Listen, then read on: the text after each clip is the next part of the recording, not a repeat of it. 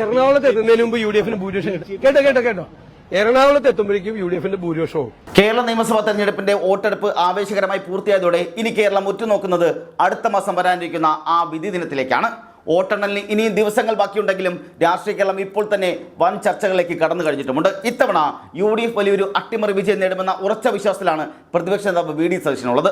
അദ്ദേഹം കഴിഞ്ഞ ദിവസങ്ങളിൽ നടത്തിയ പ്രസ്താവനകൾ ഓരോന്നും പരിശോധിക്കുമ്പോൾ നമുക്കൊരു കാര്യം വളരെ വ്യക്തമായി മനസ്സിലാകും. ഇത് വെറുമൊരു രാഷ്ട്രീയ അവകാശവാദമല്ല, മറിച്ച് കൃത്യമായ കണക്കുകൾ നിരത്തിക്കൊണ്ടുള്ള ഒരു വിശകലനം കൂടിയാണ്. സംസ്ഥാനത്തെ 4 പ്രധാന ജില്ലകൾ, അതായത് എറണാകുളം, മലപ്പുറം, ഇടുക്കി, പത്തനംതിട്ട എന്നീ ജില്ലകൾ യു ഡി എഫ് ഇത്തവണ തൂത്തുവാരുമെന്നാണ് വി ഡി സതീശൻ തറപ്പിച്ച് പറയുന്നത്. എറണാകുളത്ത് എത്തുന്നതിന് മുമ്പ് യു ഡി എഫിന് ഭൂരിപക്ഷം കേട്ടോ എറണാകുളത്ത് എത്തുമ്പോഴേക്കും യു ഡി എഫിന്റെ ഭൂരിപക്ഷവും. തെക്കൻ കേരളത്തിലെ ഇപ്പോ തിരുവനന്തപുരത്ത് 1 സീറ്റാണുള്ളത്, അത് 8 സീറ്റ് വരെ ആവാം. കൊല്ലത്ത് 2 എണ്ണമാണുള്ളത്, അത് 7 8 ആവാം. ആലപ്പുഴ ഞങ്ങൾ കണക്ക് കൂട്ടിക്കൊണ്ടിരിക്കുന്നുള്ളു. 2-3 കാര്യങ്ങൾ കൂടി അസസ് ചെയ്യാനുണ്ട്. എല്ലാ ജില്ലയിലും പറയണം. അത് ഞങ്ങളുടെ മുകളിലേക്ക് എപ്പോഴേ കയറിപ്പോയി. 30 കൊല്ലത്തിനിടയിൽ ജില്ലാ പഞ്ചായത്ത് ആദ്യം പിടിച്ച ജില്ലയാണ്. അപ്പൊ അന്ന് തന്നെ മനസ്സിലായില്ലേ സംഭവം അവിടെ വലിയ ചേഞ്ച് ആണെന്ന്. എറണാകുളത്ത് എത്തുന്നതിന് മുമ്പ് യു ഡി എഫിന് ഭൂരിപക്ഷം കേട്ടോ എറണാകുളത്ത് എത്തുമ്പോഴേക്കും യു ഡി എഫിന്റെ ഭൂരിപക്ഷവും. ഈ 4 ജില്ലകളിൽ നിന്നും ഏകദേശം 40 സീറ്റുകൾ അധികമായി യു ഡി എഫിന് ഉറപ്പായും ലഭിക്കുമെന്നും മൊത്തം സീറ്റുകളുടെ എണ്ണം 100 കടക്കുമെന്നാണ് അദ്ദേഹത്തിന്റെ കണക്കുകൂട്ടലുകൾ. 2001 യു ഡി എഫ് 100 സീറ്റുകൾ നേടി ആ ചരിത്രം ഇത്തവണ ആവർത്തിക്കപ്പെടുമെന്ന് പറയുമ്പോൾ സതീശൻ പ്രധാനമായി വിരൽ ചൂണ്ടുന്നത് മുന്നണിയിൽ നിന്നും നേരത്തെ അകന്നുപോയ പല വിഭാഗങ്ങളെയും തിരികെ കൊണ്ടുവരാൻ സാധിച്ചു എന്നുള്ളതാണ്. ഏകദേശം 95 വിഭാഗങ്ങളെയും യു ഡി എഫിലേക്ക് തിരികെ എത്തിക്കാൻ കഴിഞ്ഞ 3 വർഷത്തെ നിശബ്ദ പ്രവർത്തനത്തിലൂടെ സാധിച്ചിട്ടുണ്ടെന്ന് സതീശൻ പറയുമ്പോൾ അത് എൽ ഡി എഫ് ക്യാമ്പുകളിൽ വലിയ ആശങ്ക ഉണ്ടാക്കുന്നുമുണ്ട്. ഈ തെരഞ്ഞെടുപ്പിനെ ഒരു ചിട്ടയായ പ്രൊഫഷണൽ വർക്കായിട്ട് സതീശൻ വിശേഷിപ്പിക്കുകയും ചെയ്യുന്നുണ്ട്. സമീപകാലത്തെ എല്ലാ ഉപതെരഞ്ഞെടുപ്പുകളിലും പാർലമെന്റ് തെരഞ്ഞെടുപ്പിലും ഉണ്ടായ ആ വലിയ വിജയം നിയമസഭയിലും തുടരുമെന്നത് അദ്ദേഹത്തിന്റെ ആത്മവിശ്വാസം കൂടിയാണ്.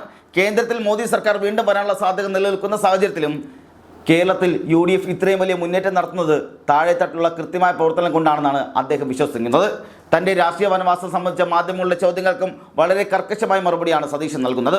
മാധ്യമങ്ങളുടെ ലൈബ്രറിയിൽ താൻ പറഞ്ഞ കാര്യങ്ങളുണ്ടെന്നും അങ്ങനെ ഒരു സാഹചര്യം വന്നാൽ താൻ അത് ചെയ്തില്ലെങ്കിൽ മാത്രം ചോദ്യം ചോദിച്ചാൽ മതിയെന്നും അദ്ദേഹം തുറന്നടിക്കുകയും ചെയ്യുന്നുണ്ട്.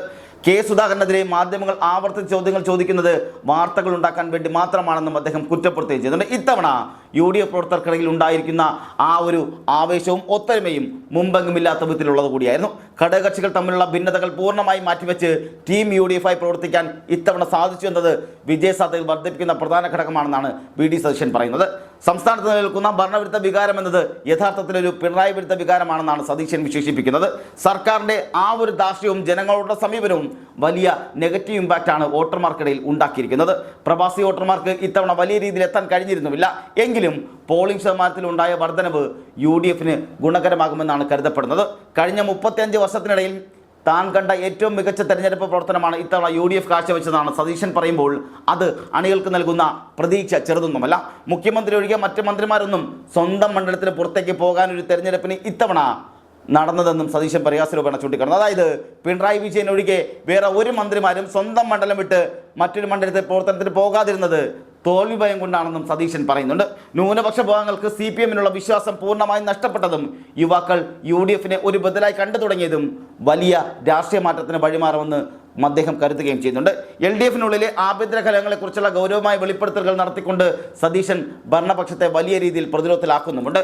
തോൽവി ഉറപ്പായത് കൊണ്ടാണ് അവർ വനിതാ മുഖ്യമന്ത്രിയെക്കുറിച്ചും യുവ മുഖ്യമന്ത്രിയെക്കുറിച്ചും ഇപ്പോൾ ചർച്ച ചെയ്യുന്നതെന്നാണ് അദ്ദേഹത്തിന്റെ പരിഹാസം ഉണ്ടാകുന്നത്. ഇതേ സമയം തന്നെ കോൺഗ്രസിനുള്ളിൽ മുഖ്യമന്ത്രി സ്ഥാനത്തെ ചൊല്ലിയുള്ള ചർച്ചകളും അണിയറയിൽ അതീവ രഹസ്യമായി നടക്കുന്നുണ്ട്. AICC ജനറൽ സെക്രട്ടറി KC വേണുഗോപാലിന്റെ സംഘടനാ മികവാണ് ഈ വിജയപ്രതീക്ഷയ്ക്ക് പിന്നിലെന്നാണ് അദ്ദേഹത്തെ അനുകൂലിക്കുന്ന ഒരു വിഭാഗം ഉയർത്തുന്ന പ്രധാന വാദം. ഹൈക്കമാൻഡിന്റെ വിശ്വസ്തനായ വേണുഗോപാലിനെ തന്നെ മുഖ്യമന്ത്രി പദത്തിലേക്ക് എത്തിക്കാനുള്ള നീക്കങ്ങൾ ഡൽഹിയിൽ സജീവമായി നടക്കുന്നുമുണ്ടെന്നും വിവരങ്ങൾ പുറത്തു വരുന്നുണ്ട്. കേരള രാഷ്ട്രീയ ചരിത്രത്തിൽ അടുത്ത കാലത്തൊന്നും ഹൈക്കമാൻഡ് ഇത്രയധികം നേരിട്ടിടപെട്ട ഒരു തെരഞ്ഞെടുപ്പ് ഉണ്ടായിട്ടുമില്ല. സംഘടനയുടെ അമരക്കാരനായ വേണുഗോപാലിന്റെ സ്വന്തം സംസ്ഥാനമായതിനാൽ അദ്ദേഹം അതീവ ജാഗ്രതയോടെ ഓരോ നിയോജക മണ്ഡലത്തിലും ഇടപെടുകയും ചെയ്തിരുന്നു. തർക്കങ്ങൾ പരിഹരിക്കുന്നതിലും മതാധ്യക്ഷന്മാരുമായി സോഷ്യൽ എഞ്ചിനീയറിംഗ് നടത്തുന്നതിലും അദ്ദേഹം കാണിച്ച വൈദഗ്ധ്യം യു ഡി എഫിന്റെ വിജയസാധ്യത ഇരട്ടിയാക്കിയെന്നാണ് ഇവരുടെ ഗ്രൂപ്പിന് തന്നെ ആരോപണം. മറ്റൊന്ന്, സാമ്പത്തിക പ്രതിസന്ധിയുള്ള മണ്ഡലങ്ങളിൽ നേരിട്ടിടപെട്ട നേതാക്കളെ കളത്തിലിറക്കിയതും കൃത്യമായ ഇടവേളകൾ ലഭിച്ച സർവേ റിപ്പോർട്ടുകൾ അനുസരിച്ച് പ്രവർത്തനങ്ങൾ ഏകോപിപ്പിച്ചതും വേണുഗോപാലിന്റെ ക്രെഡിറ്റായി വിലയിരുത്തപ്പെടുകയും ചെയ്യുന്നുണ്ട്. അടുത്ത മാസം ഫലം വരുമ്പോൾ KC ഫാക്ടർ തന്നെയാകും കോൺഗ്രസിനെയും കേരള രാഷ്ട്രീയത്തിലെയും പ്രധാന ചർച്ചാ വിഷയം എന്ന് കൂടി KC അനുകൂലികൾ പറയുന്നുണ്ട്. വിജയം ഉറപ്പായ സാഹചര്യത്തിൽ മുഖ്യമന്ത്രിയെ നിശ്ചയിക്കാൻ ഹൈക്കമാൻഡ് പ്രതിനിധികൾ വോട്ടെണ്ണലിന് പിന്നാലെ കേരളത്തിലെത്താനാണ് സാധ്യത. ഉമ്മൻചാണ്ടിക്ക് ശേഷമുള്ള ഒരു കരുത്തുറ്റ നേതൃത്വം എന്ന നിലയിൽ കെ.സി. വേണുഗോപാലിനെ താക്കോൽ സ്ഥാനത്തേക്ക് എത്തിക്കാൻ ഹൈക്കമാൻഡ് താല്പര്യപ്പെടുന്നുമുണ്ട്. വി.ഡി. സതീശനും രമേശ് ചെന്നിത്തലയും മുൻനിരയിലുണ്ടെങ്കിലും സംഘടനാപരമായ വിജയത്തിന്റെ മുഴുവൻ ക്രെഡിറ്റും വേണുഗോപാലിലേക്ക് എത്തുന്നതോടെ അദ്ദേഹത്തിന്റെ സാധ്യതകൾ വർദ്ധിച്ചു വരുന്നുണ്ട്. മണ്ഡലങ്ങളിൽ നിന്നുള്ള റിപ്പോർട്ടുകൾ അദ്ദേഹം നേരിട്ട് ആവശ്യപ്പെട്ടിട്ടുമുണ്ട്. പ്രചരണങ്ങളിൽ സജീവമായ കെ.സി. സമാന്തരമായി സോഷ്യൽ എഞ്ചിനീയറിംഗിലും വലിയ ശ്രദ്ധ കേന്ദ്രീകരിക്കുകയും ചെയ്തിരുന്നു. പിണക്കങ്ങൾ മാറ്റി എല്ലാവരെയും ഒരേ മനസ്സോടെ കൂടെ നിർത്താൻ അദ്ദേഹത്തിന് സാധിച്ചു എന്നുള്ളതും കെ.സി. അനുകൂലികൾ പറയുന്നുണ്ട്. ഓരോ 2 ദിവസം കൂടുമ്പോഴും കിട്ടുന്ന റിപ്പോർട്ടുകൾ അനുസരിച്ച് പ്രവർത്തനങ്ങളിൽ മാറ്റം വരുത്തി അദ്ദേഹം മണ്ഡലങ്ങളിൽ വലിയ ആവേശമുണ്ടാക്കിയെന്നും ഇത്തവണ യുവാക്കൾക്കിടയിൽ UDF-ന് വലിയ സ്വാധീനമുണ്ടാക്കാൻ കഴിഞ്ഞു എന്നതും നിർണായകമായ കാര്യമാണ്. മന്ത്രിമാർക്ക് പോലും സ്വന്തം മണ്ഡലത്തിന് പുറത്തിറങ്ങാൻ കഴിയാത്ത സാഹചര്യം ഉണ്ടായത് UDF-ന്റെ ചിട്ടയായ പ്രവർത്തനത്തിന്റെ ഫലമാണെന്ന് വിലയിരുത്തപ്പെടുകയും ചെയ്യുന്നുണ്ട്. 100-ലധികം സീറ്റുകൾ നേടി UDF അധികാരത്തിൽ വരുന്ന ഉറച്ച വിശ്വാസത്തിലാണ് നേതാക്കളും പ്രവർത്തകരുമെല്ലാം ഉള്ളത്. ഈ തെരഞ്ഞെടുപ്പ് ഫലം വരുന്നത് കേരളത്തിന്റെ രാഷ്ട്രീയ ഭാവിയെ സംബന്ധിച്ചിടത്തോളം അതീവ നിർണായകം കൂടിയാണ്.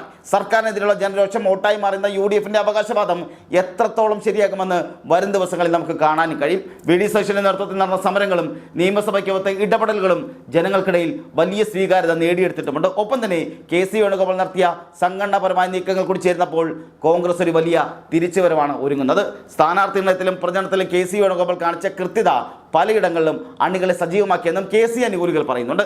ഹൈക്കമാൻഡിനെ നേരിട്ടുള്ള നിയന്ത്രണത്തിൽ നടന്ന ഈ തെരഞ്ഞെടുപ്പ് പോരാട്ടം വിജയിച്ചാൽ അത് വേണുഗോപാലിന്റെ രാഷ്ട്രീയ ജീവിതത്തിലെ ഏറ്റവും വലിയ വിജയമായി മാറുകയും ചെയ്യും. ഒപ്പം തന്നെ ഇവിടെ രാഷ്ട്രീയ ചാണക്യനായി മാറാൻ പോകുന്നത് വി.ഡി. സതീശൻ കൂടിയാണ്. കാരണം വി.ഡി. സതീശൻ പറഞ്ഞിട്ടുള്ള എല്ലാ കണക്കുകളും നമുക്കെടുക്കാം. ഇവിടെ ഉപതെരഞ്ഞെടുപ്പുകളായിക്കോട്ടെ, തദ്ദേശ തെരഞ്ഞെടുപ്പായിക്കോട്ടെ, അതുപോലെ തന്നെ പാർലമെന്റ് തെരഞ്ഞെടുപ്പായിക്കോട്ടെ, ഇതിലെല്ലാം വി.ഡി. സതീശൻ ഫാക്ടർ കൃത്യമായി ഉണ്ടായിരുന്നു. അതൊന്നും കൂടാതെ വി.ഡി. സതീശൻ പറഞ്ഞ കണക്കുകളെല്ലാം അതുപോലെ സംഭവിച്ചിട്ടുമുണ്ട്.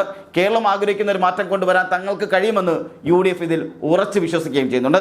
സമുദായ നേതാക്കളുടെയും വിവിധ സംഘടനകളുടെയും വേണുഗോപാൽ നടത്തിയ ചർച്ചകൾ വോട്ട് ബാങ്കിൽ വലിയ ചലനങ്ങൾ ഉണ്ടാക്കിയിട്ടുണ്ടെന്നാണ് സൂചനകളും. ഫലം പുറത്തു വരുമ്പോൾ കേരളം ആരുടെ കൈകളിലാകുമെന്ന് രാഷ്ട്രീയ ലോകം ഉറ്റുനോക്കുകയാണ്. UDF-നെ സംബന്ധിച്ചിടത്തോളം ഇത്തവണ വിജയ് കേവലം ഒരു അധികാരമാറ്റം മാത്രമല്ല, മറിച്ച് വരാനിരിക്കുന്ന തെരഞ്ഞെടുപ്പിന് മുന്നോടിയായുള്ളൊരു കരുത്തുറ്റ തിരിച്ചുവരവ് കൂടിയായിരിക്കും. കാരണം ഇനി അങ്ങോട്ട് വരാനിരിക്കുന്ന ഓരോ തെരഞ്ഞെടുപ്പും കോൺഗ്രസിന് ജീവൻ മരണ പോരാട്ടം തന്നെയാണ്. അതുകൊണ്ട് തന്നെ അവർ ഈ തെരഞ്ഞെടുപ്പ് അവസാനിക്കുമ്പോൾ, അതായത് തുടർച്ചയായ 3 തെരഞ്ഞെടുപ്പുകൾ കഴിയുമ്പോഴും അവർ വീണ്ടും ശക്തമാകുന്ന സാഹചര്യമാണ് ഉണ്ടാകുന്നത്. LDF-ന്റെ കുത്തക മണ്ഡലങ്ങളിൽ പോലും വിള്ളലുകൾ വീഴ്ത്താൻ കഴിഞ്ഞത് UDF-ന്റെ സംഘടനാപരമായ മാറ്റമായാണ് സൂചിപ്പിക്കപ്പെടുന്നത്. വി.ഡി. സതീശനും അതുപോലെ കെ.സി. വേണുഗോപാലും രമേശ് ചെന്നിത്തലയും കൈകോർത്തുകൊണ്ട് നടത്തിയ ഈ പോരാട്ടം വിജയം കണ്ടാൽ കേരളത്തിലെ കോൺഗ്രസിന്റെ നേർനിരയിൽ വലിയ മാറ്റങ്ങൾക്ക് അത് വഴിയൊരുക്കുകയും ചെയ്യും. യുവാക്കൾക്കും പുതിയ വോട്ടർമാർക്കും UDF-ൽ വിശ്വാസം വർദ്ധിച്ചു വന്നതും ഓരോ ബൂത്തുകളിൽ നിന്നുള്ള റിപ്പോർട്ടുകളും ശരിവെക്കുകയും ചെയ്യുന്നുണ്ട്. ഭരണപക്ഷത്തിന്റെ അഴിമതികളും അതുപോലെ തന്നെ വിവാദങ്ങളും ജനങ്ങൾക്കിടയിൽ സജീവമായി നിലനിർത്താൻ പ്രതിപക്ഷത്തിന് കഴിഞ്ഞിട്ടുമുണ്ട്. മെയ് മാസത്തിൽ വോട്ടെണ്ണൽ പൂർത്തിയാക്കുമ്പോൾ കേരളത്തിൽ വലിയൊരു രാഷ്ട്രീയ വസന്തം വിരിയുമെന്നാണ് അണികളുടെ എല്ലാവരുടെയും പ്രതീക്ഷ. എല്ലാ ഘടകകക്ഷികളും ഒരേ ആവേശത്തോടെ തെരഞ്ഞെടുപ്പിനെ നേരിട്ടു എന്നുള്ളതും UDF-ന്റെ വിജയ സാധ്യത വർദ്ധിപ്പിക്കുകയും ചെയ്യുന്നുണ്ട്. അടുത്ത മാസം വോട്ടെണ്ണൽ പൂർത്തിയാക്കുമ്പോൾ കേരളത്തിന്റെ രാഷ്ട്രീയ ഭാവിയെ സംബന്ധിച്ചിടത്തോളം വലിയ മാറ്റങ്ങൾക്കാകും നാം സാക്ഷ്യം വഹിക്കാൻ പോകുന്നത്. സർക്കാരിനെതിരെയുള്ള ജനരോഷം വോട്ടായി മാറിയുന്ന UDF-ന്റെ അവകാശവാദം എത്രത്തോളം ശരിയാക്കുമെന്ന് വരും ദിവസങ്ങളിൽ നമുക്ക് കാണാനും സാധിക്കും. മുഖ്യമന്ത്രി സ്ഥാനത്തിനുള്ള ചർച്ചകൾ മുന്നണിയെ ബാധിക്കില്ല എന്നും ഐക്യത്തോടെയുള്ള തീരുമാനമുണ്ടാകുമെന്ന് നേരത്തെ വ്യക്തമാക്കുകയും ചെയ്യുന്നുണ്ട്. കേരള രാഷ്ട്രീയത്തിൽ ഇനി വരാനിരിക്കുന്നത് നിർണായകമായ ദിവസങ്ങളാണ്.